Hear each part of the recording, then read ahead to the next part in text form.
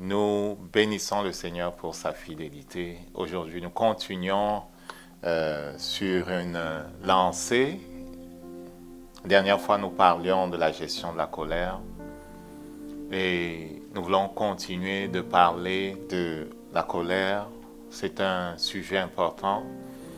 Nous avons dit qu'il y avait une colère qui était conduite par le Saint-Esprit, qui nous a été donnée par le Père pour établir des limites et qui, dans certaines circonstances, est demandée, surtout lorsqu'il est question de protéger notre vie, de défendre ce qui nous a acquis par Jésus-Christ et que, en dehors de l'exercice de cette colère-là qui est sainte, qui est comme conduite par le Saint-Esprit, certains aspects de notre vie ne seront pas ce qu'ils doivent être. Et j'avais raconté cette histoire de maladie avec laquelle j'étais rentré chez moi un vendredi, une grippe grosse. Et en repartant le mercredi d'après, j'étais toujours aussi malade. Et alors que je louais le Seigneur, je priais en langue dans l'auto, il m'a conduit dans cette place où j'ai vraiment explosé parce que je réalisais que ce n'était pas normal. L'agneau de Dieu a été immolé. Par ses meurtrissures, j'ai été guéri, 1 Pierre 2, verset 24. Et j'avais fait naturellement ce que je savais faire. Je m'étais mis à genoux, j'avais comme résisté à la maladie. Je recherchais la manifestation, la guérison que j'ai dans mon corps. Et le Saint-Esprit m'a dit, j'étais sur l'autoroute 40, le Saint-Esprit m'a dit, arrête et maintenant commande. Je me suis mis en colère et je me suis adressé à l'adversaire lui-même. Qui es-tu, Satan? Qui penses-tu que tu es? Je sais qui je suis, je sais ce qui s'est passé à la croix. J'ai parlé à haute voix, tout mon être était engagé et quelque chose s'est brisé à ce moment-là. J'ai vu comme une sorte de couverture être roulée du dessus de ma tête et au-dessus des nuages que je percevais dans l'esprit, la lumière a jailli et j'ai su que quelque chose avait été brisé et que la guérison que j'ai auprès de Dieu était pénétrée dans cette dimension et avait touché mon corps. Donc, pour les choses comme la guérison, pour les choses comme notre héritage, la bonne santé de nos enfants, la bonne santé de nos entreprises, de nos finances, des choses que nous faisons sur la terre, lorsque l'ennemi s'oppose à nous, c'est avec violence que nous devons lui répondre. Et John G. Lake, dans les principes qu'il explique et qu'il enseigne dans le cadre du cours qu'il appelle DHT, Divine Healing Technicians, il explique que dans les premiers points, que ce que nous tolérons va nous dominer. Il explique que le succès qu'ils ont eu dans le cadre des prières de délivrance et de guérison était dû au fait qu'ils étaient agressifs, ils étaient en colère, ils savaient se mettre en colère contre le diable. Donc, il y a une colère qui est nécessaire dans le cadre de l'héritage que nous avons et que nous défendons. Nous ne pouvons pas le faire avec mollesse. Même dans nos rapports avec ceux qui nous côtoient, il y a des moments où c'est bien de se mettre en colère. C'est bien de faire voir à celui qui est en face de moi qu'il a traversé une limite qu'il ne devait pas traverser. La colère, lorsqu'elle est conduite par le Saint-Esprit, elle est nécessaire. Jésus-Christ, dans le temple, le jour où il est entré à Jérusalem, a pris un fouet et il s'est mis à chasser les vendeurs et les marchands qui étaient dans le temple. Il les a tous chassés avec une violence inouïe. Et ceux qui regardaient la scène ont interprété « Le zèle de ma maison me dévore ». Il avait dit « La maison de prière que Dieu avait voulu pour son temple était devenue une maison de brigands, de trafic. » Et c'est avec violence qu'il les chassait. Ce jour-là, il a fait quelque chose qui était bien. On a parlé de Moïse qui, descendant de la montagne, a brisé les tables de la loi. On a parlé de Phiné, un des fils d'Aaron, qui un jour, alors qu'Israël était en train de pleurer devant Dieu au sujet de la sainteté, un ancien d'Israël, était venu dans le camp avec une femme étrangère. Il avait pris sa lance, il les avait cloués. Il avait ainsi exercé la colère de Dieu et il était conduit par le Saint-Esprit. Lorsque donc elle est conduite par le Saint-Esprit, notre colère sert les desseins de Dieu. Il est le Dieu qui a dit que la colère d'un homme n'accomplit pas les desseins de Dieu. Et nous ne voulons pas nous placer dans la place où nous n'accomplissons pas par la colère que nous exerçons les desseins de notre Dieu. Nous allons prier. Père, nous avons besoin de ta grâce. Merci parce que tu es assis sur le trône. Merci parce que tu règnes. Merci parce que ta parole est la vérité. Alors qu'elle parle, elle accomplit dans nos vies des choses extraordinaires et merveilleuses. Tu es fidèle. Tu es fidèle. Tu es fidèle. Et par ton esprit, tu nous enseignes. Tu prends ce qu'il y a à Jésus et tu nous le donnes. Tu nous appelles à marcher à sa suite. Tu nous appelles à renoncer à nous-mêmes et à permettre à ton esprit de prendre toute la place. Voulons qu'il prenne toute la place. Afin que dans tout ce que nous faisons, dans tout ce que nous disons, nous le fassions, nous le disons au nom de Jésus, en rendant gloire à Dieu notre Père. C'est au nom de Jésus que nous avons prié. Amen. Amen. Aujourd'hui, nous voulons parler de la colère qui échappe au contrôle du Saint-Esprit. La colère qui échappe au contrôle du Saint-Esprit. Il est question de comprendre les mécanismes de cette colère qui ne servent pas les desseins de Dieu et qui servent les desseins de l'autre. La colère, c'est une émotion qui a été créée par Dieu et placée en nous, un peu comme la peur. Ne court pas conclure ce que je ne suis pas en train de dire. La peur comme la colère, lorsqu'elles sont saines, servent vraiment les desseins de Dieu et permettent à l'homme d'être préservé. Lorsqu'elle est saine, lorsqu'elle est contrôlée par l'Esprit de Dieu et qu'elle est normale, la peur va empêcher une personne de traverser la voie des rails lorsque les barrières de sécurité sont descendues, les lumières clignotent et que le train est en train de venir. Tu comprends? C'est la préservation de la vie qui vient de la peur d'être heurté qui va faire qu'on s'arrête. C'est cette même peur normale qui va faire que si quelqu'un escalade une hauteur et qu'il n'y a pas de rampe, il va se ranger du côté où il y a plus de sécurité et ne pas se hasarder vers le bord d'un cliff. Cette peur préserve la vie de l'homme en sorte qu'il ne commette pas d'erreur. Il ne mettra pas sa main dans un trou où il sait qu'il y a un serpent. Il ne mettra pas sa main dans un trou pour nourrir, soi-disant dans un zoo, un lion. Cette peur est normale et préserve la vie de l'homme.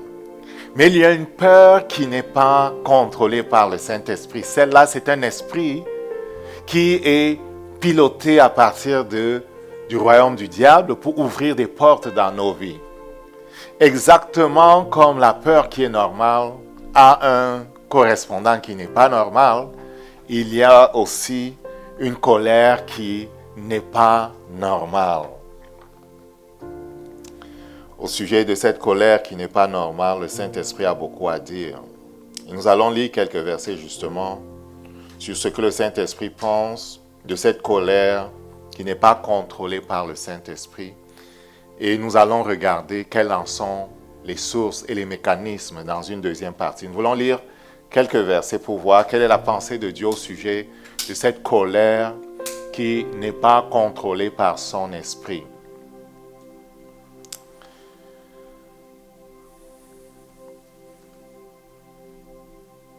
En tant qu'enfant de Dieu, quelles que soient les situations par lesquelles nous passons, parce qu'il ne nous quitte jamais et que nous avons en lui un puissant soutien, nous sommes supposés, dans ce que nous disons, dans ce que nous faisons, c'est Colossiens chapitre 3, verset 17, faire et dire en son nom. Nous sommes supposés faire et dire comme ses représentants. Comme ses représentants. Afin que Dieu soit glorifié. Parfois,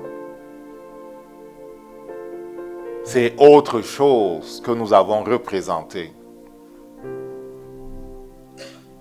Ce n'est pas Jésus que nous avons représenté.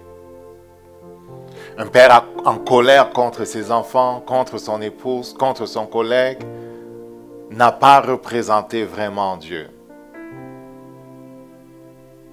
C'est lui qu'il représentait. Les règles de son royaume ayant été brisées, il s'est levé pour punir ceux qui avaient brisé les règles de son royaume. Dieu nous appelle à être lents à la colère. Dans Jacques au chapitre 1, verset 19 à 20, il dit « Que tout homme soit prompt à écouter, lent à parler, lent à se mettre en colère, car la colère de l'homme n'accomplit pas la justice de Dieu. » Notre vie est supposée être une offrande à la gloire de notre Dieu. Le but des offrandes était l'établissement de la justice. Le but des offrandes était la manifestation de la gloire de Dieu.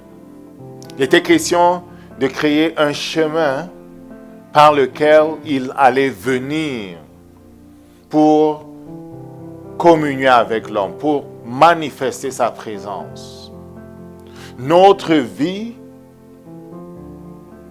est supposée d'établir sa justice et donc de créer un trône qui accueille sa présence. Lorsque sa présence vient, elle travaille à faire croître son royaume. Car c'est à toi qu'appartient dans tous les siècles le règne, la puissance et la gloire. Notre vie est supposée, par la poursuite de la justice, à faire en sorte que ce processus soit continuel. On établit la justice. Le trône de notre Dieu est fondé sur le droit et sur la justice. On établit la justice en suivant le chemin que trace sa parole. C'est la droiture, le droit. On établit la justice en suivant le chemin que trace sa parole. Un trône est construit. Et lorsqu'un trône est construit, à l'image de ce qui est dans le ciel, c'est la justice de Dieu qui est établie. Il vient, sa présence vient. Lorsqu'elle vient, elle travaille à manifester sa gloire. Comment? En étendant son règne. Donc, nos vies sont supposées de parler de lui à ceux qui nous regardent. C'est pour ça qu'il dit, la colère de l'homme ne permet pas au règne de Dieu de s'accroître. Pourquoi? Parce qu'elle scandalise ceux qui regardent. La colère de l'homme ouvre la porte plutôt au diable, comme on va le voir.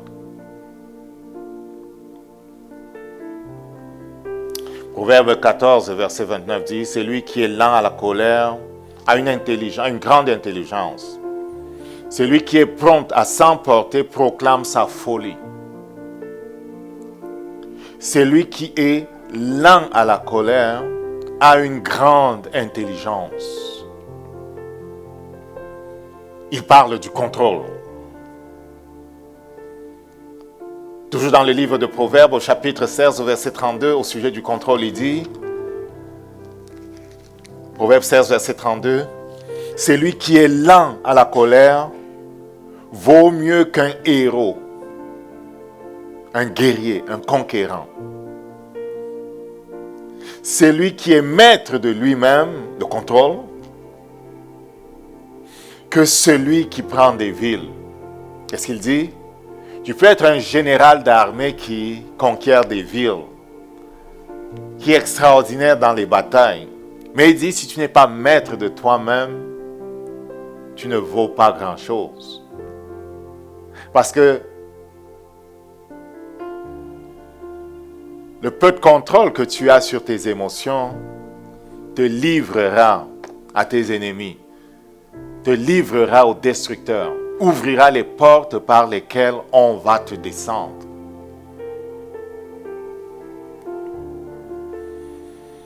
Proverbe au chapitre 15, verset 18 dit, « Un homme violent excite les querelles. Un homme violent excite les querelles, mais celui qui est lent à la colère apaise les disputes. » Je me suis rendu compte d'une chose. Très souvent, lorsque les discussions semblent s'enflammer entre deux personnes, je me suis rendu compte que si un choisit de ne pas élever le ton alors que l'autre est en train de s'énerver, mais garde le volume de sa voix à un niveau bas et reste calme, celui qui est en train de s'énerver, de monter, va après 2-3 échanges revenir au niveau où l'autre se trouve.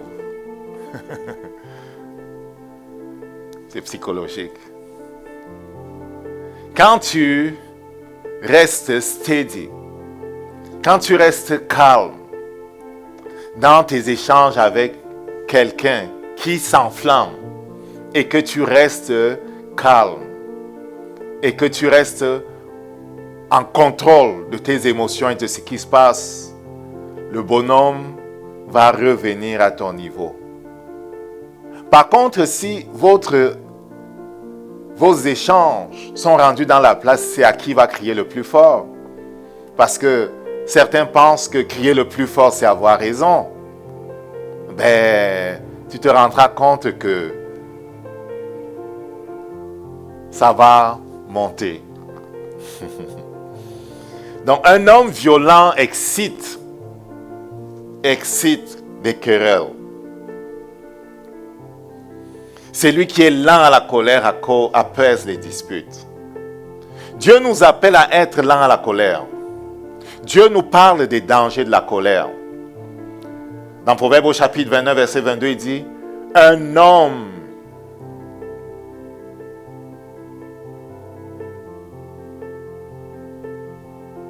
Proverbe 29, verset 22. « Un homme colère excite des querelles. Et un furieux commet beaucoup de péchés. » Un homme colérique, je voulais dire un homme colérique, ils ont dit un homme colère, mais un homme rempli de colère, un homme colérique excite des querelles. Il y en a comme ça là qui, quand tu les as touchés, c'est comme si tu les as touchés. Ils n'attendaient que ça.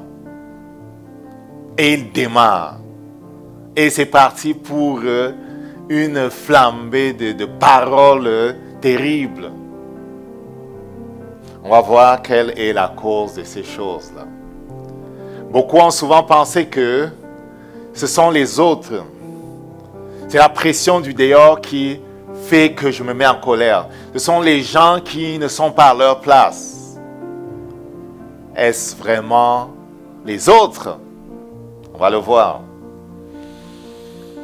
Les dangers de la colère. Deuxième verset, c'est le psaume 37, verset 8.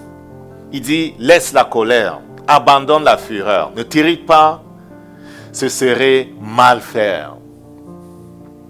Laisse la colère, abandonne la fureur, ne t'irrite pas, ce serait mal faire. Et c'est l'Esprit de Dieu qui parle.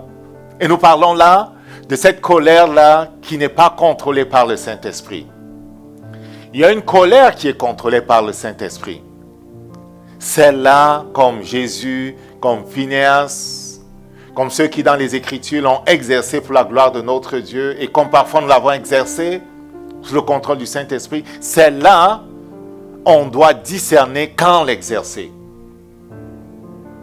Je me souviens de ce joueur de tennis il y a longtemps qui jouait à un haut niveau et qui, un jour ayant gagné un match, a vu une madame venir. Elle était complètement nue, la madame. Et elle s'était tatouée ou peinte en couleur, un peu comme si c'était des vêtements en couleur, mais elle était complètement nue. Le jeune homme s'était mis en colère, et j'étais d'accord avec lui. Il s'était mis en colère parce que celle-là le prenait pour quelqu'un d'autre. Il était bien qu'il pose les limites. Il joue à un niveau international. Ce genre de colère est dirigé par le Saint-Esprit. Il avait appris que c'était un chrétien. Non, les dangers de la colère qui n'est pas contrôlée par le Saint-Esprit. Psaume 37, verset 8. Laisse la colère, abandonne la fureur, ne t'irrite pas, ce serait faire mal. Éphésiens 4, verset 31. Que toute amertume, toute animosité, toute colère, toute clameur, toute calomnie, toute espèce de méchanceté disparaissent du milieu de vous. Qu'est-ce qu'il dit? Il dit que l'amertume, ce sont des choses qui sont dans notre cœur, des choses qui nous rendent amers, des choses qui se sont passées que nous avons gardées en nous.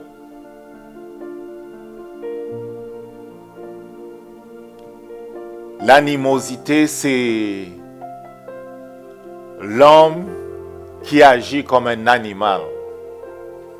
C'est l'homme qui, dans ses réactions, est aussi violent qu'une bête. C'est l'homme qui, dans ses actions, cherche à tuer l'autre. Les animaux, dans la jungle, ne connaissent pas de pitié.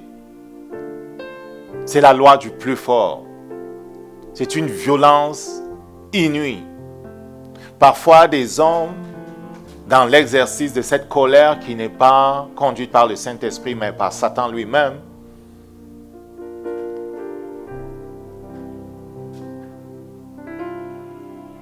sont contrôlés par des choses qui n'ont rien à voir avec ce qui est naturel.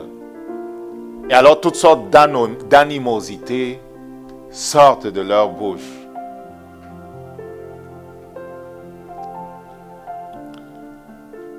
Que toute amertume, toute animosité, toute colère, toute clameur, toute calomnie, parfois dans la colère, on va dire des choses.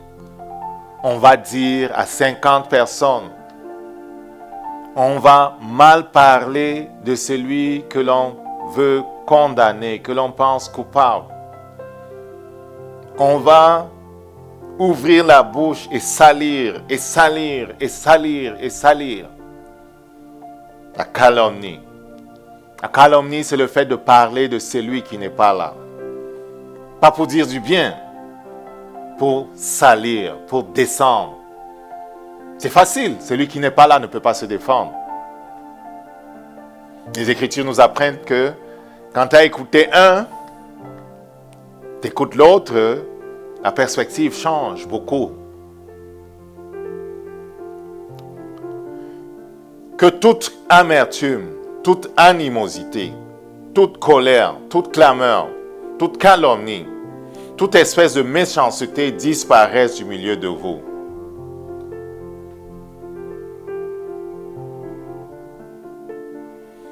Allons regarder les mécanismes qui gouvernent cette colère qui n'est pas contrôlée par le Saint-Esprit.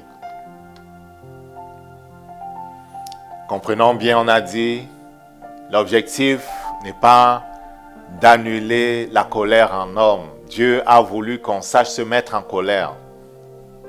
Surtout lorsqu'il est question de défendre sa gloire, d'établir sa justice. Nous parlons de cette autre colère qui échappe au contrôle du Saint-Esprit. Notre vie est supposée être contrôlée par le Saint-Esprit. Que tout ce que vous faites, que tout ce que vous dites, dites-le au nom de Jésus-Christ en rendant grâce par lui à Dieu le Père. On est supposé de marcher par l'Esprit et ne pas accomplir les désirs de notre chair. Même lorsqu'on est en colère, quelqu'un le disait l'autre jour, on doit rester chrétien. Je vais le dire simplement,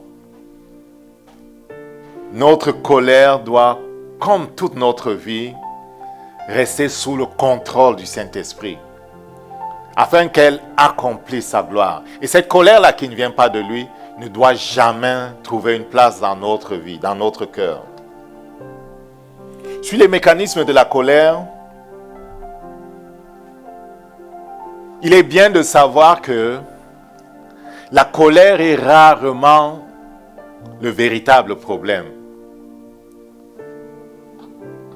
La colère est rarement le véritable problème.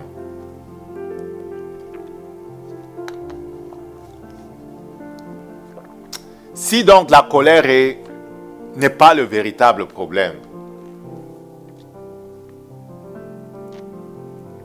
qu'est-ce que nous devons comprendre? Nous devons comprendre que la colère est bien souvent le symptôme de quelque chose d'autre. La colère, c'est ce que l'on voit, un peu comme le sommet d'un iceberg, dont le corps est plongé dans la mer. Ce qui est plus gros, c'est ce que les yeux ne voient pas. La colère est souvent un symptôme. Derrière une explosion de colère se cache fréquemment, écoute bien, une blessure émotionnelle. C'est quoi une blessure émotionnelle? C'est un sentiment qui a été comme une attente qui n'a pas été comblée. Un besoin émotionnel qui n'a pas été comblé.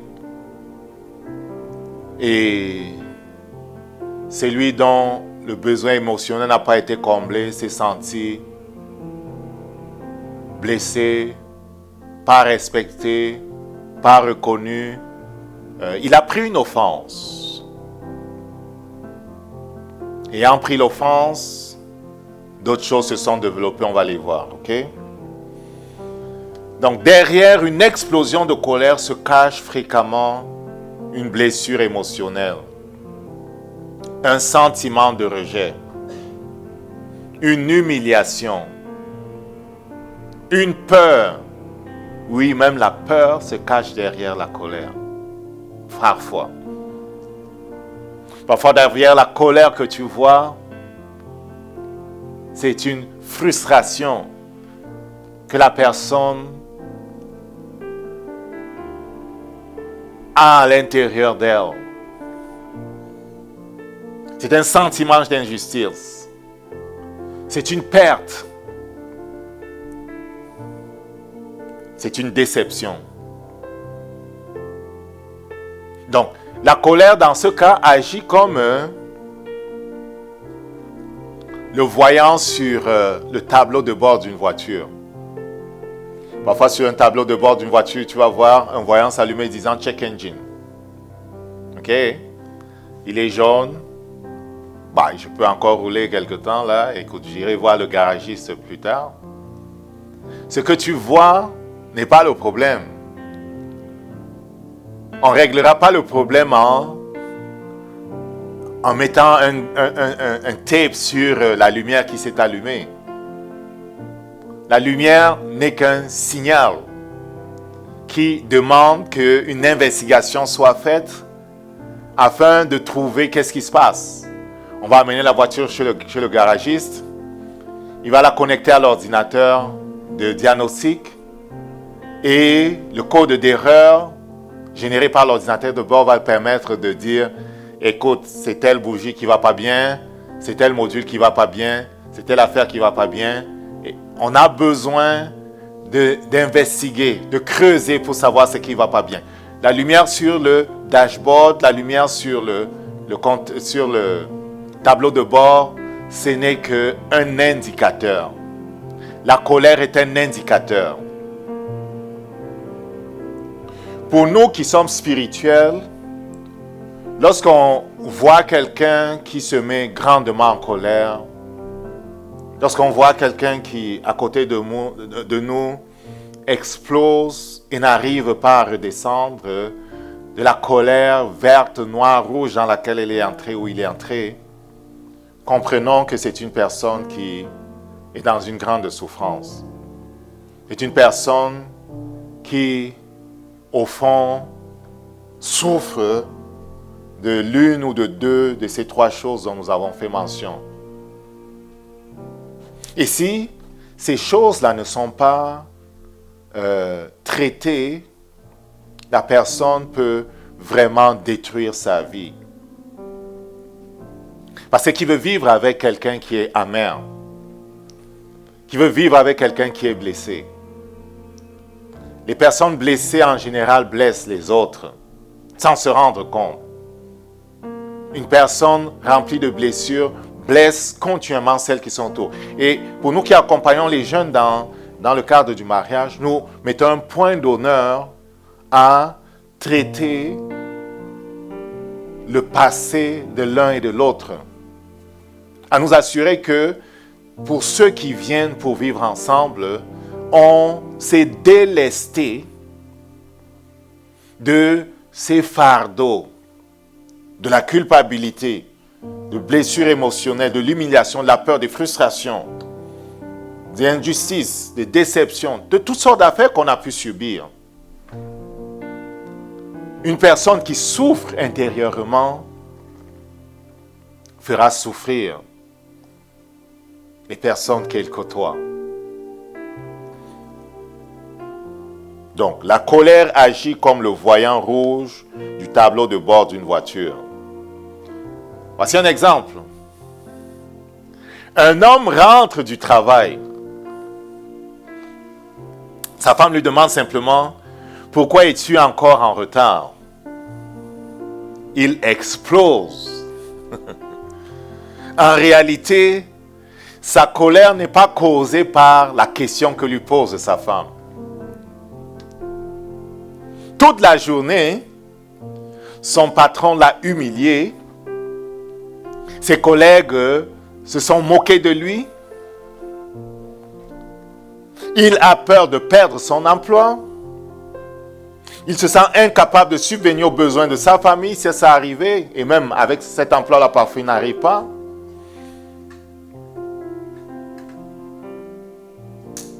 La question de son épouse n'est vraiment pas ce qui l'a mis en colère. Il était déjà frustré, il était déjà dans toutes sortes d'états émotionnels instables quand il rentrait du travail. La question de l'épouse n'est que l'étincelle. Le véritable combustible, c'est-à-dire la chose qui a brûlé, était déjà en lui. Ça se trouvait déjà dans son cœur.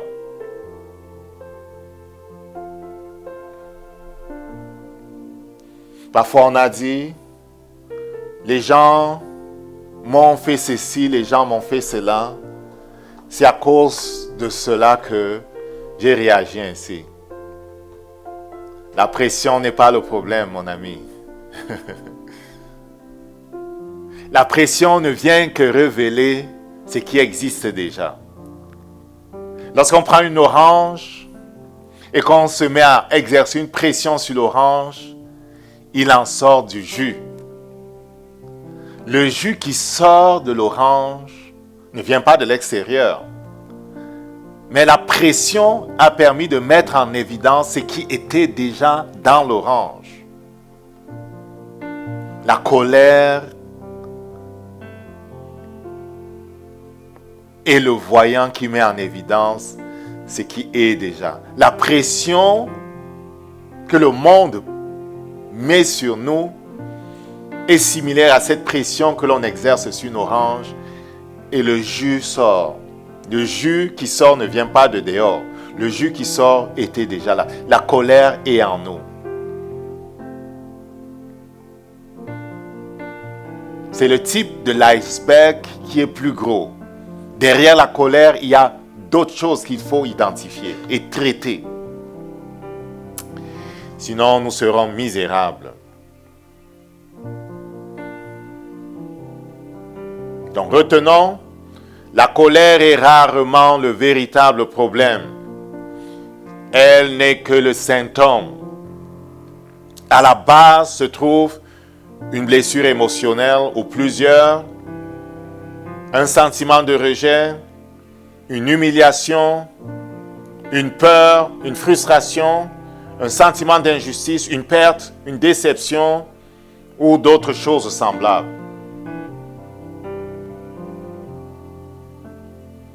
Maintenant, regardons le mécanisme de l'ego qui est blessé.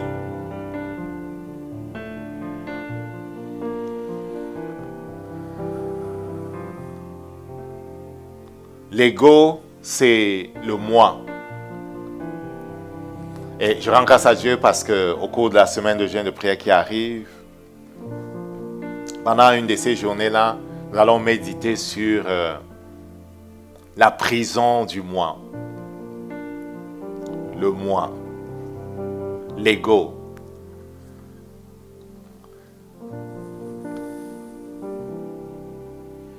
Il est bien pour l'homme de savoir qu'il existe. Lorsque je dis « je pense », lorsque je dis « je suis », je reconnais par là mon individualité. Et c'est une bonne chose. C'est une bonne chose en grandissant de réaliser que je suis distinct des autres et de chercher à me connaître afin d'affirmer qui je suis dans les limites de ce que Dieu dit de moi. C'est une bonne chose de reconnaître qui je suis et de l'exprimer avec toute humilité, savoir ce que Dieu dit, c'est ça que je dis. On ne parle pas de fausse humilité, on parle de l'alignement sur ce que notre Seigneur Dieu dit. En ce sens-là, la conscience que j'ai de moi-même est une bonne chose, ce qu'on peut appeler l'ego.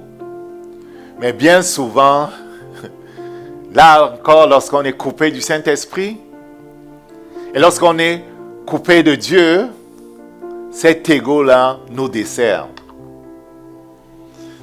Lorsqu'il est blessé, c'est là où ça ne va pas bien. L'orgueil est souvent le carburant caché de la colère. Chaque fois que notre image de nous-mêmes est menacée, nous avons tendance à réagir avec violence. Quand on parle d'ego, c'est de là que vient égocentrisme. C'est de là que va venir l'orgueil aussi. Quand on parle d'égocentrisme, l'orgueil n'est pas loin.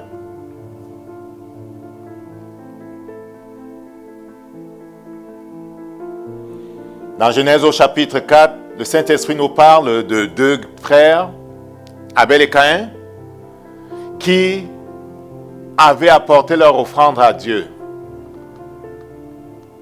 Caïn était un agriculteur. Abel était un berger. Il avait apporté les premiers-nés et la graisse de son troupeau. Caïn, lui, avait fait le choix d'apporter les produits de son champ. Vous connaissez l'histoire? Compte tenu de ce que Caïn n'avait pas offert dans la foi, savoir, en s'attachant à ce que Dieu leur avait révélé. C'est ça la foi, marcher selon la parole de Dieu. Son offrande est rejetée. Parce qu'il avait méprisé Dieu, son offrande est rejetée. Hébreux au chapitre 11, verset 4 nous dit que Abel avait offert dans la foi. La foi n'est pas possible là où la volonté de Dieu n'est pas connue. Romains 10, 17 nous apprend que la foi vient de la parole de Dieu. Rapidement, Dieu leur avait fait connaître les principes des autels, des sacrifices et des offrandes. Caïn savait ce que Dieu avait dit au sujet des offrandes. Peut-être y avait-il une dispute entre lui et son frère et qu'il ne voulait pas demander à son frère de faire un troc pour qu'il ait de quoi offrir à Dieu. Il a choisi d'offrir selon ce qu'il pensait. Son offrande est rejetée. Et lorsque son offrande est rejetée, Caïn devient furieux. Caïn se met à jalouser son frère. Abel n'était pas son problème. Lorsque Yahvé est venu le voir, au verset 7, il lui disait, Genèse 4, verset 7, il disait,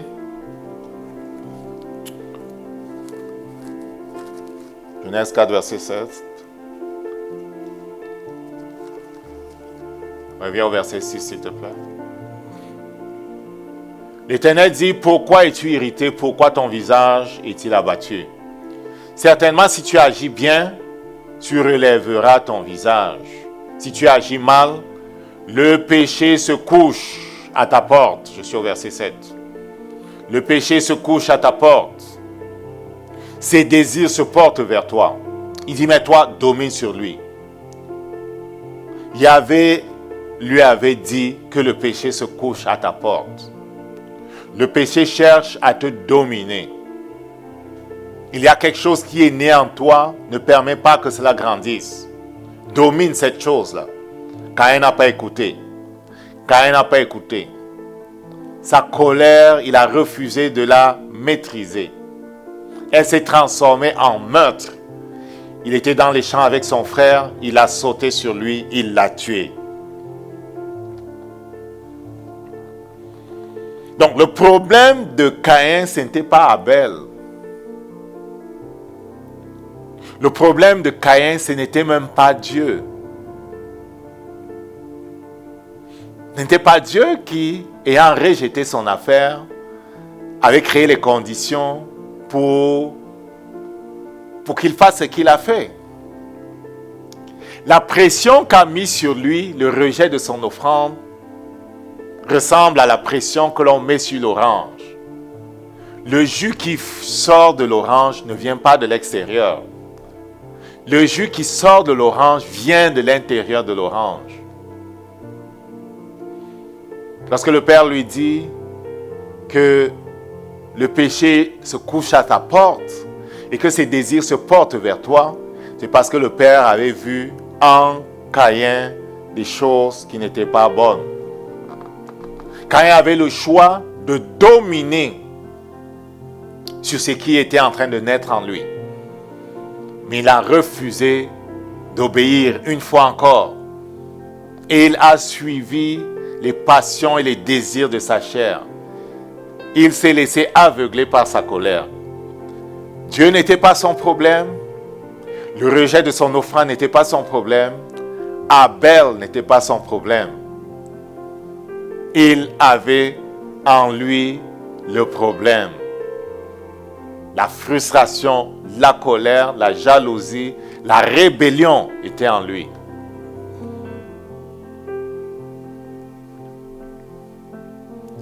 C'est la même chose au sujet de la parabole du fils aîné. La parabole, du père aimant, dans Luc au chapitre 15. Lorsque le frère aîné revient et qu'on est en train de faire la fête pour son petit frère qui était revenu après avoir dissipé les sous de leur papa, le grand frère est entré dans une très grande colère, nous dit-on. Luc au chapitre 15, vers la fin là, D'où venait la colère du grand frère? Quelques-uns peuvent dire, de ce que il a vu son père accueillir le fils rebelle comme un prince.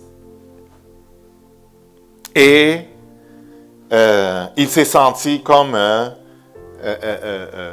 discriminé, traité injustement, d'où la colère. Regarde, il se met en colère et il refuse d'entrer. Son père est sorti pour le supplier d'entrer, ok? Oui, même ça. Il se met en colère et refuse d'entrer. C'est quelle partie là?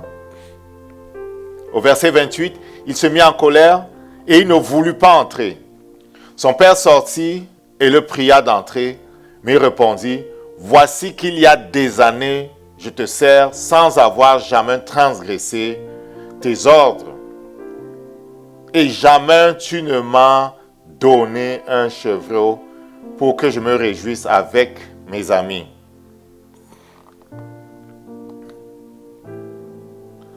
Lui, il avait deux problèmes. Il avait une mentalité d'esclave, bien qu'il fût le fils. Le frère cadet étant parti avec son héritage, lui, le fils aîné, il avait la double portion. En général, le fils aîné avait la double portion de l'héritage, puisque c'était celui qui normalement héritait de la maison. En général, c'était comme ça. C'est le fils aîné. Ok? Donc, il se met en colère parce qu'il a l'impression d'avoir été traité injustement. En partant, il se considérait comme un esclave et il travaillait dur dans le domaine de son père pour mériter l'approbation de son père, pour mériter l'amour de son père, pour mériter les choses qu'il avait déjà. Donc, sa pensée était tordue. Donc, il était frustré. Je travaille ici, je travaille dur, je travaille comme un esclave, et on ne me donne même rien pour reconnaître ce que je mets comme effort. Donc, il avait la pensée de la méritocratie, là. Donc, quand son frère vient, ce qui était dans son cœur sort.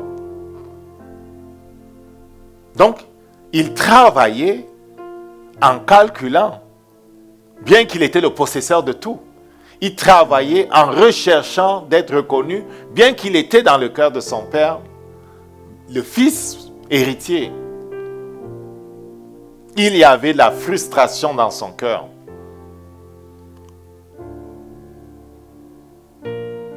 Chaque fois que nous fonctionnons à un niveau qui n'est pas le nôtre et que nous ne prenons pas vraiment notre place, il va naître en nous de la frustration.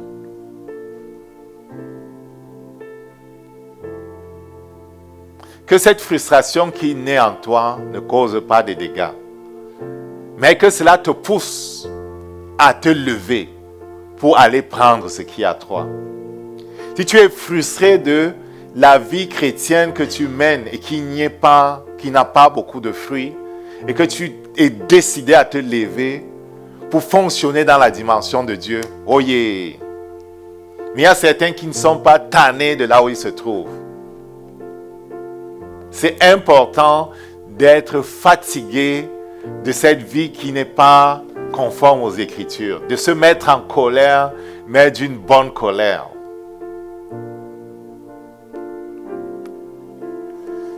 Le fils aîné, non, ce n'était pas de ce genre de colère qu'il avait. Sa colère était une colère. On me traite injustement. On favorise mon frère. Et il ne comprenait pas la joie de son père. Ne fallait-il pas qu'on se réjouisse? Ton frère que voici était mort, il est revenu à la vie. Non, il ne comprenait pas ça. Il était mort où? Il allait dépenser le tiers de l'héritage. Il revient, tu le reçois comme un roi. Voilà tout ce qu'il voyait. Il ne comprenait pas que lui, il est toujours avec le Père et il avait tout. Donc, il y avait quelque chose en lui et c'est la pression qui a fait sortir la chose. Son père n'était pas le problème, son frère qui était revenu n'était pas le problème. La colère, la frustration était en lui parce qu'il n'a jamais vécu à sa place. Il vivait comme un esclave alors qu'il était fils. Beaucoup de chrétiens sont frustrés parce qu'ils n'ont jamais vraiment compris qu'ils sont fils. Ils sont en colère contre Dieu, ils sont en colère contre les autres. Ils jalousent les autres. Ils ont l'impression que Dieu traite de façon privilégiée les nouveaux venus là. Voilà quelqu'un qui cherche la guérison et la délivrance pendant des années, mais un nouveau converti arrive et lui reçoit toutes les choses. Il se demande qu'est-ce qui se passe. Moi, je suis depuis ici, là. Est-ce que tu ne vois pas ce que je fais? Je jeûne, je prie, tu ne vois pas? C'est la même chose. Ton problème, toi qui es là depuis longtemps, c'est que tu n'as pas compris que tu étais possesseur de ces choses-là. Tu n'as pas compris quelle était ta place, ton identité. Tu n'as pas compris que tout ce que le Père a est à toi. Tu attendais qu'il te donne. Tu voulais faire des actes méritoires alors que tu étais possesseur de ces choses-là. Que quelqu'un aille méditer Galates au chapitre 4 qui dit « Tant que l'héritier demeure un enfant, bien qu'il soit le propriétaire de tout, il est placé sous la surveillance des précepteurs. » Qu'est-ce que cela veut dire? Cela veut dire que l'enfant de Dieu, qui est héritier de tout, ne pourra pas jouir de son héritage tant qu'il a une mentalité d'esclave. Il sera frustré et il sera jaloux des fils qui reviennent, des ouvriers de la 11e heure qui semblent recevoir la même chose ou plus que ce qu'ils ont.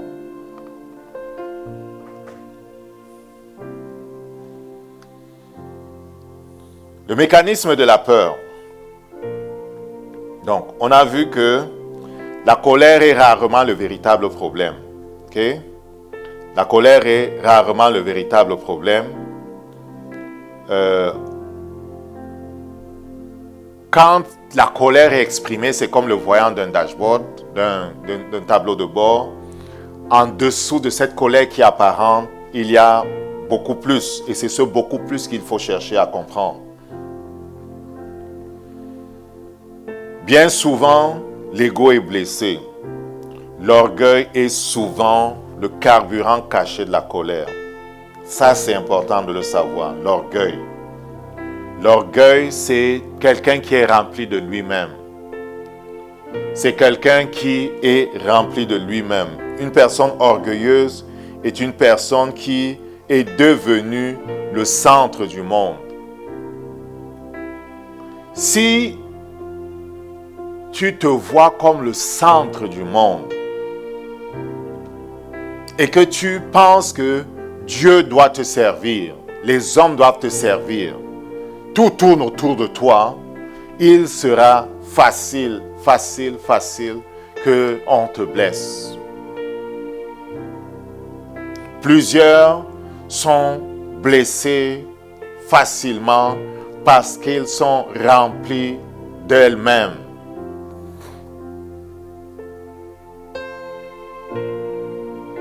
Donc, ce que va révéler la colère, ça va révéler que voici une personne orgueilleuse. Voici une personne qui est remplie d'elle-même. Voici une personne qui pense qu'il est Dieu. Dans Ézéchiel au chapitre 28, comment parle l'orgueilleux? Dans Ézéchiel au chapitre 28, quand on voit Lucifer en train de chuter, il est l'image de l'orgueil. À partir du verset 1, le Saint-Esprit dit, la parole de l'Éternel fut adressée en ces mots, Fils de l'homme, dit au prince de Tyr. Ainsi parle l'Éternel, ton cœur s'est élevé, l'orgueil, ton cœur s'est élevé. Ton cœur s'est élevé, tu as dit, je suis Dieu. L'orgueilleux dit, je suis Dieu. Il ne le sait pas, mais c'est ce qu'il dit. L'orgueilleux se prend pour le centre du monde.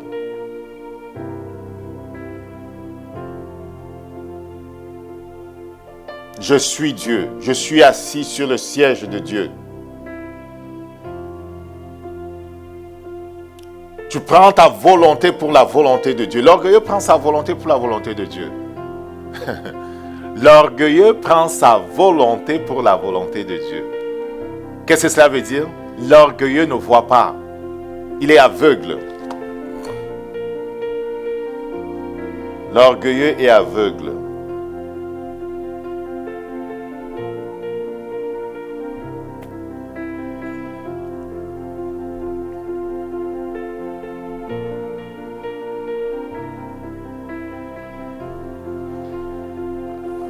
L'orgueilleux montre que, parce qu'il se prend pour le centre du monde, il n'a vraiment pas compris c'est quoi la croix.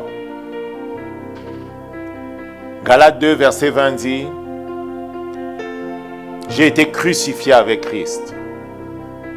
Si je vis, ce n'est plus moi qui vis, c'est Christ qui vit en moi. » Normalement, le mort ne peut pas être dérangé. Que tu le tapes, que tu le mettes à terre, que tu le mettes ou comment, le mort, le cadavre là, ne réagit plus. Il est mort. L'orgueilleux est le contraire du cadavre. C'est la chair vivante et réclamant ses droits, exigeant dans le royaume qui est le sien, que l'on se courbe devant lui. L'orgueilleux dit, je suis Dieu. Et l'orgueilleux ne laisse rien passer.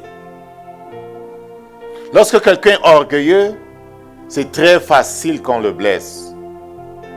La plus petite des insultes le blesse. Le rejet le touche.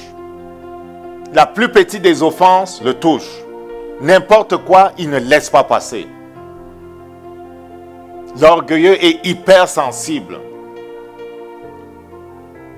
Et l'orgueilleux s'assurera de frapper et de détruire ceux qui brisent les lois de son royaume.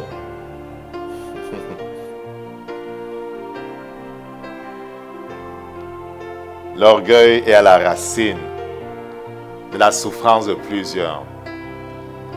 C'est une des racines de la colère que l'on voit manifester. Une autre racine est la peur. Le mécanisme de la peur fonctionne comme si, lorsque quelqu'un se sent menacé, que ce soit financièrement, que ce soit socialement, que ce soit émotionnellement, que ce soit physiquement, la peur se transforme parfois en agressivité. Certaines personnes que vous voyez agir de façon agressive là, au-dedans d'elles, elles sont remplies de peur.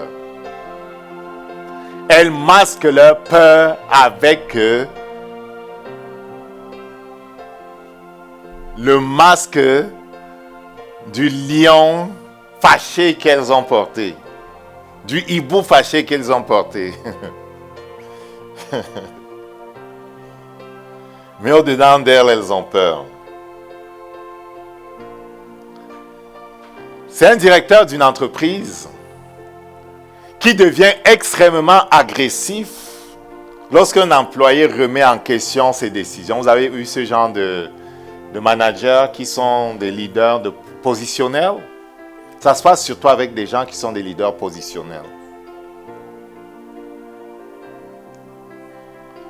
Et quand il exerce son influence à partir de sa position, il aura tendance à fonctionner de la sorte.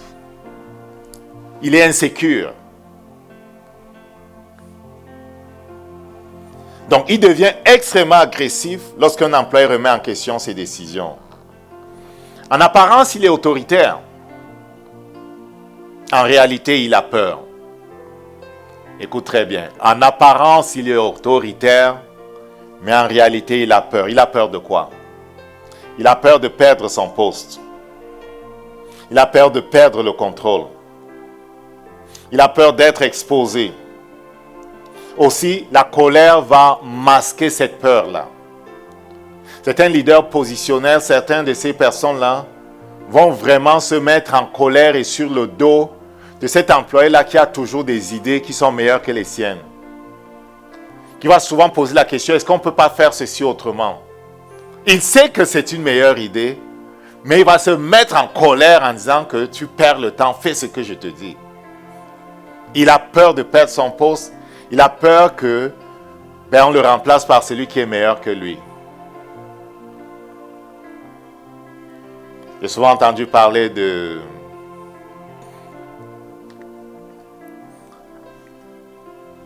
d'Abraham Lincoln, qui est, sur le plan de leadership, quelqu'un qui avait appris à s'entourer, dans le cadre de son cabinet, des personnes qui étaient fortes, des fortes têtes, des personnes qui étaient compétentes et qui n'étaient pas toujours d'accord avec lui. Et il manageait cette équipe-là. Il a pu faire des choses extraordinaires parce qu'il n'avait pas peur d'avoir autour de lui des personnes qui étaient intelligentes et qui pouvaient remettre en question ce qu'il pensait comme direction à suivre, qui pouvaient comme questionner ses décisions, l'amener à réfléchir de façon plus profonde, plus bénéfique pour les États-Unis. Si tu veux aller loin dans la vie, n'aie pas peur. Connais qui tu es. Connais quelles sont tes forces. Et surtout, entoure-toi des personnes qui ne pensent pas forcément comme toi, mais qui sont vraiment chacune à leur place et permets-leur de travailler. Toi, sois excellent pour ce qui est de les faire travailler ensemble. Tu iras super loin. Mais si tu as peur de perdre ta place, et si tu sautes sur la tête de ceux qui semblent meilleurs que toi pour les descendre, pour taper sur leur tête afin qu'ils soient plus bas que toi, tu n'iras pas bien loin. Donc, la peur est parfois ce qui se trouve derrière la colère que vont manifester certaines personnes. Il y a un autre mécanisme qu'on appelle l'accumulation. Une colère ignorée ne disparaît pas. Parfois, quelqu'un va te frustrer, tu vas être vraiment en colère, mais tu ne vas pas l'exprimer. Ce n'est pas une bonne chose. Le Seigneur nous dit, si quelqu'un a péché contre toi, va trouver ton frère. Et si en parlant avec lui, tu le ramènes, tu as gagné ton frère. S'il ne t'écoute pas, tu prends une tierce personne, vous allez le trouver. Matthieu chapitre 18, là, versets 15 à 18. S'il vous écoute, sinon, vous amenez devant l'église. Et s'il n'écoute pas l'église non plus, vous le considérez comme un infidèle. Okay? Donc, on a comment dire ça? La recommandation du Seigneur d'aller vers celui qui nous a dérangés. Parfois, certaines personnes pensent qu'elles peuvent passer par-dessus certaines choses, mais elles n'oublient pas vraiment. Elles mettent ça quelque part. Et ainsi, elles accumulent frustration sur frustration. À un moment donné, elles explosent. Et on se demande, ça sort d'où? Et quand leur bouche s'ouvre, elles vont ouvrir maintenant le livre des mémoires et rappeler que ça avait commencé telle année. Tu avais fait ça, je n'avais rien dit. Tu avais fait ça, je n'avais rien dit. Tu avais fait... Wow. Parfois, les autres choses, là, tu avais complètement oublié. Le mécanisme de l'accumulation. Une colère ignorée ne disparaît pas. Elle s'accumule. Comme la pression dans la cocotte minute, elle s'accumule. Puis, une petite situation provoque une énorme explosion. Voici un exemple. Une femme supporte pendant plusieurs mois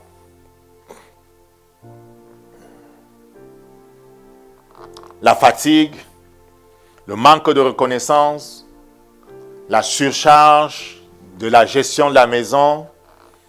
Un jour, son enfant renverse un verre. Elle explose. L'enfant est surpris là. Elle explose, elle le tabasse, sa main part, elle le gifle, elle le tape violemment avec le couteau. Parfois, elle lance le couteau là. Le problème, ce n'est pas le verre que l'enfant a renversé.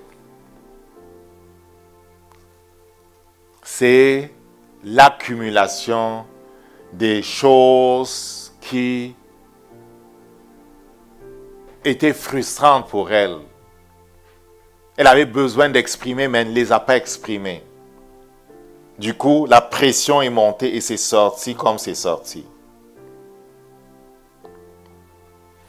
Donc, pour résumer, voici ce qu'il faut retenir des étapes de la colère qui n'est pas contrôlée par le Saint-Esprit.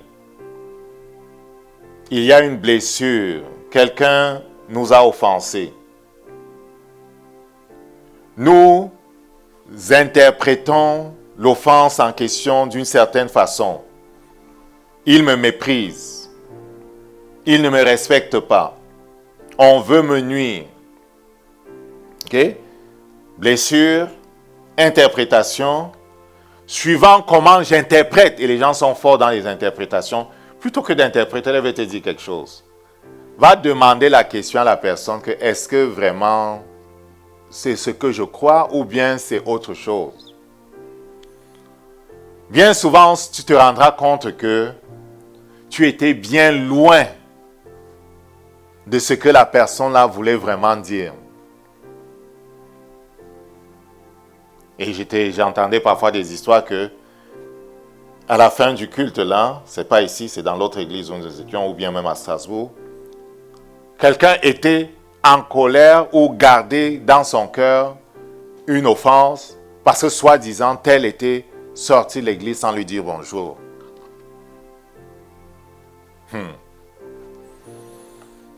Elle interprète maintenant que, ok, cela veut dire que, tu vois. Donc, quelque chose se passe, je me sens offensé, et l'offense, c'est l'arme du diable. La première arme du diable, c'est l'offense. Je me sens blessé, j'interprète ce que l'autre a fait comme il me méprise, il me manque de respect, il veut me nuire. Cela crée en moi une colère en apparence. Je rumine là-dessus, je repasse les événements dans ma tête, encore et encore, la colère grandit. Voilà ce que font certains. Ils ruminent sur ce qui s'est passé. Ils regardent dans la mauvaise direction. Tant que tu vas regarder dans la mauvaise direction, tu vas faire grossir la chose là. Ce que nous méditons continuellement n'arrête pas de grossir. Certaines personnes méditent continuellement, et c'est ce que Caïn a fait, méditent continuellement sur quelque chose. Et la personne qu'ils accusent ne pense même plus à ça, n'est même plus là. Mais elle médite sur la chose, sur l'offense perçue, sur l'interprétation qu'elle a faite de l'acte que l'autre a posé. Elle médite sur le sens de la chose et l'autre ne sait même pas. Et la colère est en train de grandir, la frustration est en train de grandir.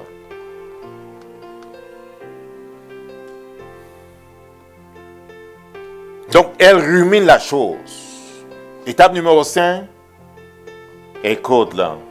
Ça va sortir en une explosion, des cris, des insultes, la violence, la vengeance, ou une implosion. Le silence, le retrait, la rancune, l'amertume. Apparemment, l'implosion est pire que l'explosion. Parce que l'amertume est de la colère congelée.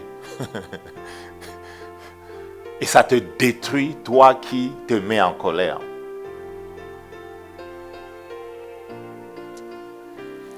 La colère a de grandes conséquences, comme on a vu précédemment. Elle ouvre des portes au Satan. Dans Éphésiens chapitre 4, versets 26 à 27, on dit « Ne pas donner accès au diable ». La colère nourrit la haine, la vengeance, l'amertume, la division. Celui qui nourrit la colère travaille avec celui qui divise. Notre Seigneur Jésus dit qu'il est meurtrier même. te mets en colère contre ton frère, tu es un meurtrier. La colère travaille avec le meurtre, ces deux esprits. Tu as tué celui-là dans ton cœur. La colère altère le discernement. On parle des conséquences. Ça ouvre la porte au diable. Ça altère le discernement. Sous l'effet de la colère, on interprète mal les intentions de l'autre. On exagère les torts. On devient aveugle à sa propre responsabilité. Il y en a qui ne voient jamais leur propre faute là. C'est toujours les autres. C'est Dieu, c'est la pluie, c'est le monde. Ils ne sont responsables de rien. Mais je vais te dire quelque chose. L'orange que l'on presse ne fait pas sortir ce qui est à l'extérieur. Ce qui sort de l'orange vient de l'intérieur. La pression de la vie fera sortir ce qui est à l'intérieur. Lorsqu'on est mort et qu'on a permis à l'amour de Christ de nous envahir, l'apôtre Paul disait l'amour de Christ nous presse. 2 Corinthiens chapitre 5, verset 14. L'amour de Christ nous presse car nous savons que si un est mort pour tous, tous donc sont morts. Si je me vois comme mort en Christ et que je permets à Christ de prendre toute la place, alors sous la pression, c'est l'amour qui viendra. Je vous ai parlé de cette jeune fille que le sorcier qui rend témoignage, il est converti, il est maintenant pasteur, n'a pas pu détruire. Quand les gens à qui il avait donné des choses qui avaient pu faire tomber 6 filles sur 7 d'un groupe de louanges, et c'est malheureux, c'est par la colère qu'on avait pu les faire tomber et les tuer. Cette dernière-là, on n'arrivait pas à la faire tomber. Aussi, il est venu en mission lui-même. Et il voulait être le premier à aller avec cette jeune fille-là. Depuis qu'il travaillait dans le monde de Satan, il n'était jamais allé avec un homme. C'était avec le serpent qu'on lui avait donné qu'il s'accouplait. Donc, il rencontre la madame sur le chemin plusieurs fois. Et son intention, tu peux aller écouter l'ancien enseignement, je ne vais pas revenir dessus, c'était de l'attaquer avec les 300 démons qu'il avait. Il fallait ouvrir la porte en la mettant en colère. De plusieurs façons possibles, il a essayé. La réponse de la madame était dans un calme qui ne pouvait venir que du Saint-Esprit, qui avait décidé de sauver celui-là. Que je te pardonne. Et je prie que Dieu te conduise à l'église un jour. Tout le temps, elle répondait comme ça. Il fait des choses terribles. Elle pleure même. Mais elle reprend tous ses esprits. Elle dit, je te pardonne. Et je prie que Dieu, mon Seigneur Jésus, t'amène un jour à l'église et te convainc de péché. Et chaque fois qu'elle répondait de la sorte, par l'amour, lui-même dit qu'il perdait ses forces. Il tombait par terre. Ses démons fuyaient. L'amour. La pression faisait sortir l'amour. Lorsque tu es sous pression, qu'est-ce qui sort? N'accuse pas les autres. Qu'est-ce qui sort? La pression révèle qui on est. La pression révèle qui nous sommes.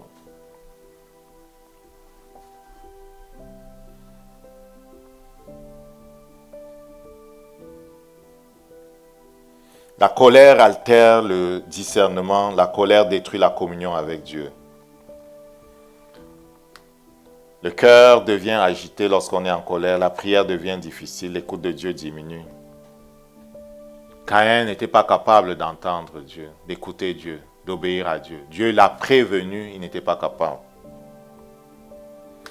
Physiquement, celui qui se met en colère récolte la tension artérielle, les risques cardiovasculaires s'élèvent, son niveau de cortisol est élevé, l'anxiété est là, l'insomnie, les troubles digestifs. Le corps paie souvent un prix terrible de ce que l'âme refuse de régler. Sur les types de colère, il y a la colère explosive, comme on a vu, avec des cris, des insultes, des menaces. Pierre, dans le jardin d'Éden, a tiré son épée, frappé quelqu'un. Il était dans ce genre de colère explosive. Et Pierre était vraiment quelqu'un de... Il déclenchait vite là. Il y a une colère passive, invisible, la froideur. Ça va être la froideur, l'indifférence, le silence, le sabotage, le retrait. Elle est souvent plus dangereuse que la colère qui est exprimée. Faisons attention aux gens qui ne parlent pas. Faisons attention aux gens qui ne répondent pas quand on leur fait du mal. Il faut prier qu'ils ne soient pas en train de calculer des plans terribles pour nous tomber dessus.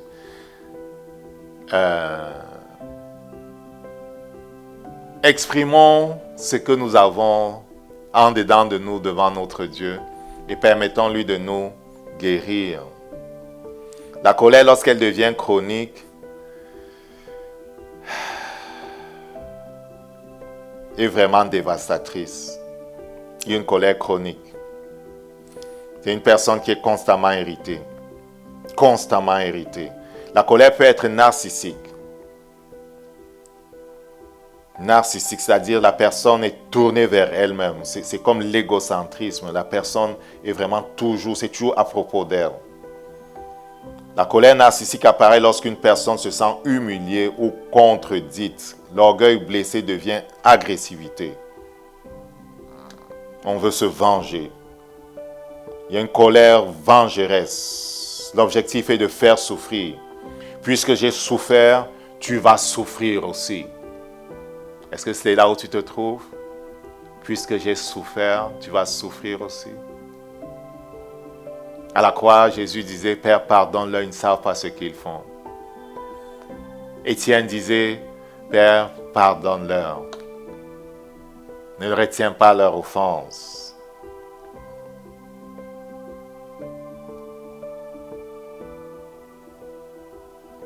Le Saint-Esprit veut t'aider à guérir.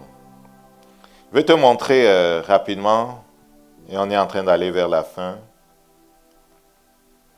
On ne va pas le regarder peut-être entièrement. C'est un cahier d'exercice qui va être disponible sur Académie Jésus dans le cadre de ce cours-ci. Tu peux zoomer davantage. Donc, c'est vraiment focalisé sur cette colère qui échappe au contrôle du Saint-Esprit. OK? On rappelle ce que c'est que la définition de la colère. Et il est question, à travers ce cahier d'exercice, d'identifier les causes profondes de la colère, de comprendre les mécanismes spirituels et émotionnels, de reconnaître ses conséquences, de recevoir l'agression intérieure, de développer la maîtrise de soi par le Saint-Esprit. OK? Le premier exercice, c'est comment définiriez-vous la colère avec vos propres mots? Comment tu définirais la colère? Le deuxième exercice, c'est identifier les manifestations de ma colère. Est-ce que tu as un souci avec la colère? Exercice numéro 2. Est-ce que tu as un souci avec la colère? Et lorsqu'elle se manifeste, comment est la colère que tu manifestes? C'est peut-être envers différentes personnes et à des degrés différents, dépendamment de ce qui s'est passé. Mais en général, comment se manifeste ta colère? La colère, c'est un esprit, soit dit en passant. Il se peut que tu aies besoin de délivrance. Certaines personnes en colère jettent des objets, des couteaux, veulent vraiment tuer quelqu'un. C'est un esprit. Certaines personnes en colère se mettent à taper leur femme, taper comme s'ils tapaient sur un mur. Ils veulent tuer, ils ne font pas de discernement. Ils tapent sur le visage, ils tapent sur les parties délicates. C'est un esprit. C'est un esprit. Donc, comment se manifeste ma colère? Lorsque je suis en colère, je crie, je me renferme, je deviens narcissique, sarcastique. Le sarcasme, c'est ce genre de raillerie. On parle pour railler, on parle pour se moquer, on parle pour blesser. Je critique quand je suis en colère. Est-ce que je boude, je menace, je pleure, je deviens violent, je rumine? Quand je suis en colère, je médite sur la chose qu'on m'a faite. l'interprétation que je fais de l'offense que j'ai reçue? Qu'est-ce qui se passe? Essaye par le Saint-Esprit de discerner ce qui se passe. Exercice numéro 2. Maintenant, la réflexion à la suite de l'exercice est: ma colère ressemble-t-elle davantage à une explosion, une colère froide, un ressentiment silencieux, une amertume durable? Essaye ce qui se passe en toi. Par la suite, là, c'est la page numéro 2. À la fin, on veut découvrir les racines de la colère. Il y a un texte pour méditer et voir.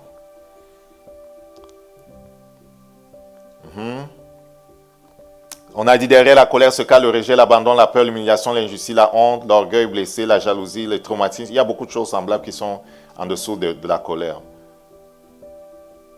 Parmi les sentiments, exercice numéro 3, parmi les sentiments suivants, lesquels déclenchent le plus souvent ma colère? Le rejet. Lorsque les gens te rejettent ou tu as l'impression qu'on te rejette, est-ce que ça te met en colère? Lorsqu'on te critique, ça te met en colère? Lorsque tu as l'impression qu'on t'humilie, ça te met en colère? Lorsque tu as l'impression qu'on est injuste vis-à-vis de toi, est-ce que ça te met en colère? Le fils aîné pensait qu'on était injuste vis-à-vis de lui. Est-ce qu'il y a des situations dans lesquelles tu as l'impression qu'on est injuste? Et est-ce que ça te met en colère? Est-ce que lorsqu'on te manque de respect, ça te met en colère? Ok?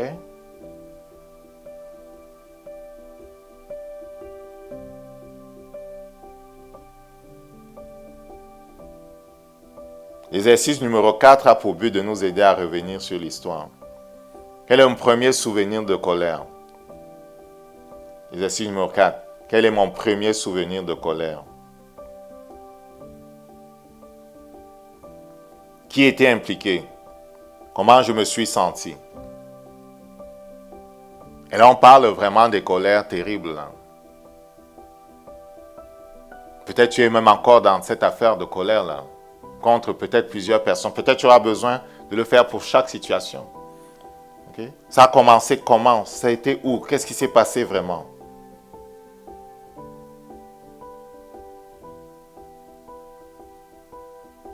La colère a un prix, exercice numéro 5.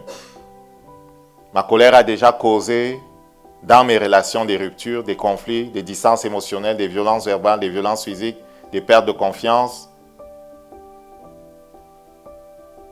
Ok? Ça va être disponible sur Académie Jésus. On pourra le mettre aussi. On pourra mettre le lien quelque part en bas de la vidéo. Dieu veut nous sortir de là où nous nous trouvons. Nous allons conclure. S'il y a une colère qui est juste aux yeux de Dieu, parce qu'elle permet d'établir sa justice, il y a une autre qui est contrôlée à partir du monde des esprits, à partir du royaume de Satan et qui a pour but de nous détruire. Caïn a été détruit. Moïse lui-même plus tard, à cause de cette colère-là, frappe 2 fois sur le rocher alors qu'il était supposé parler au rocher. Et la colère de Moïse venait de Lévi et de son frère. Les deux avaient vengé leur sœur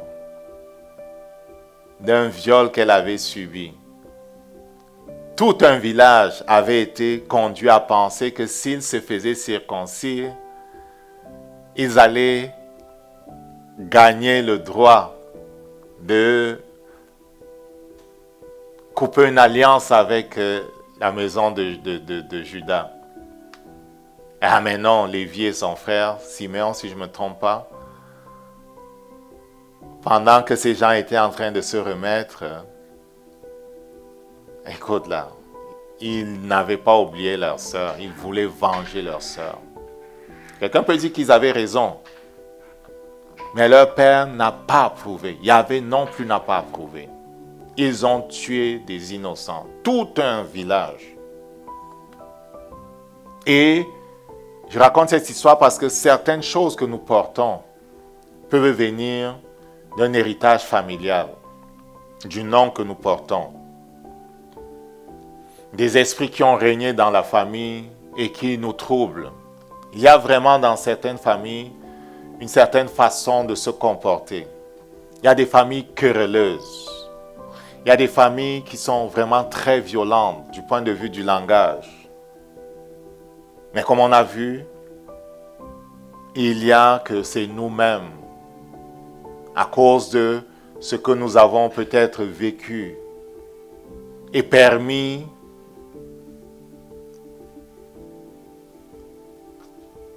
dans nos vies, nous trouvons dans la place où nous sommes remplis de colère, remplis de frustration, remplis d'amertume envers Dieu, envers les autres. Je me rappelle, j'étais à l'école secondaire, il y avait un de nos camarades qui était un handicapé. Ce gars-là était méchant. Son handicap l'avait rendu méchant. Méchant.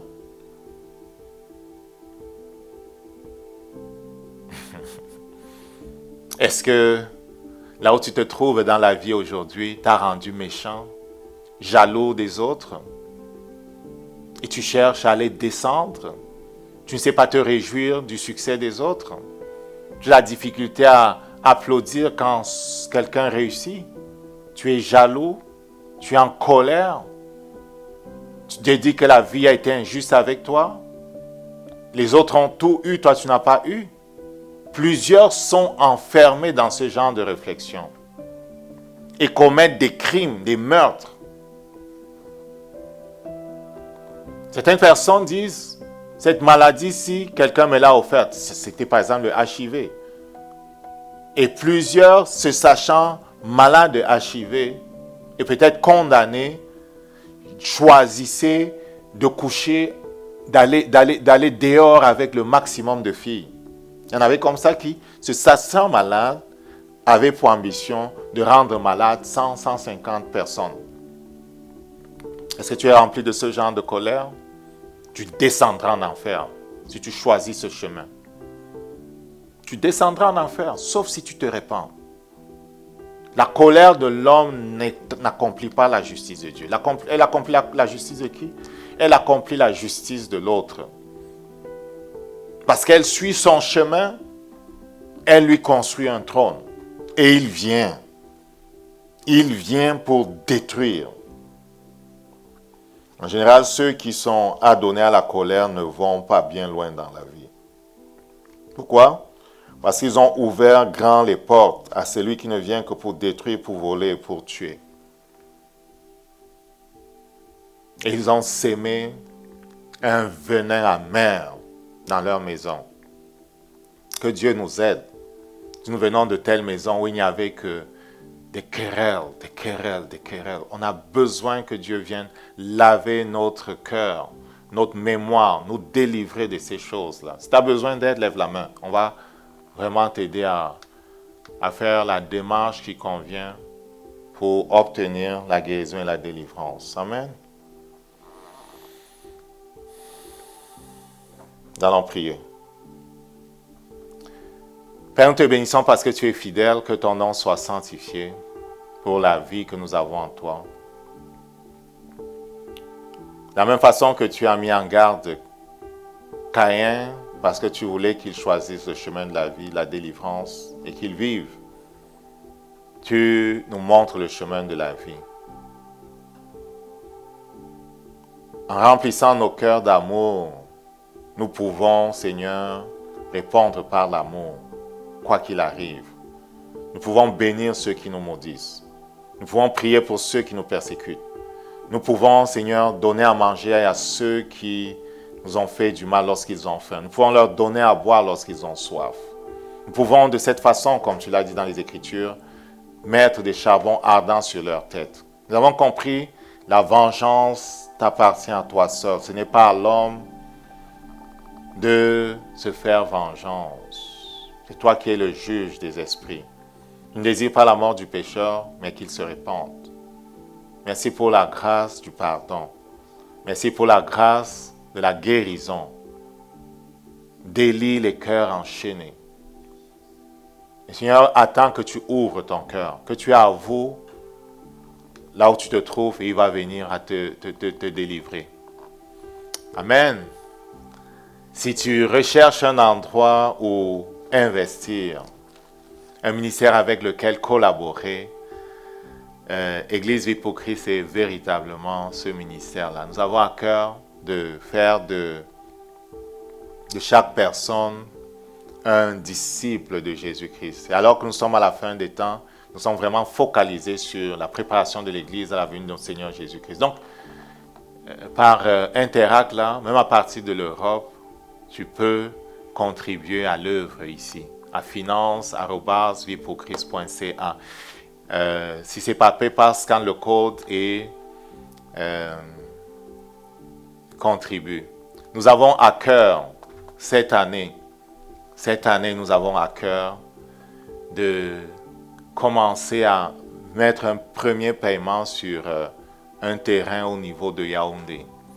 On voudrait vraiment changer de position au niveau de Yaoundé en prenant une option sur un terrain.